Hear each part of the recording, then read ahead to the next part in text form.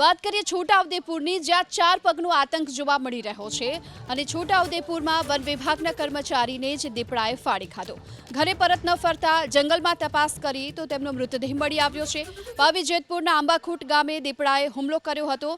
મૃતક આઉટસોર્સ કર્મચારીનું નામ ગણપતભાઈ બારિયા છે। વધુ વિગતો મેળવીએ સંવાદદાતા માજીદ પઠાણ આપણી સાથે જોડાઈ ચૂક્યા છે।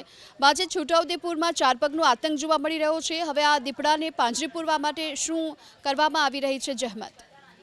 જી, જે વન વિભાગે માહિતી આપી છે તે મુજબ છોટાઉદેપુરની પાવી જેતપુર રેન્જના કદવાલ રાઉન્ડમાં આંબાખૂટ ગામમાં આઉટપોસ્ટ તરીકે જે ફરજ બજાવતા ગણપતભાઈ ટેટાભાઈ બારિયા, જેમની ઉંમર 45 વર્ષ હતી, તેઓ પોતાની ફરજ ગઈકાલે પોતાની ફરજ માટે ત્યાં જંગલમાં ગયા હતા અને ઘરે પરત ફરતા સમયે સાંજના 6 વાગ્યા સુધી આ ઘટના બની હતી અને દીપડાએ તેમના ઉપર હુમલો કરીને જંગલમાં 2 કિલોમીટર દૂર સુધી એ ઘસડી ગયો અને ત્યાં જે ગણપતભાઈ છે તેને ફાડી ખાધા હતા। ખૂબ જ ગંભીર ઘટના છે। વન વિભાગની ટીમ ત્યાં પહોંચી છે અને જે મૃતદેહ છે તેને પીએમ માટે મોકલી અપાયા છે અને દીપડાને જે પાંજરે પૂરવા માટેની પણ તજવીજ વન વિભાગે શરૂ કરી દીધી છે। જી, આભાર આપનો આ સમગ્ર માહિતી બદલ। તો પાવી જેતપુરના આંબાખૂટ ગામે દીપડાએ હુમલો કરતા વન કર્મચારીનું મૃત્યુ થયું છે, તેમનો મૃતદેહ મળી આવ્યો છે।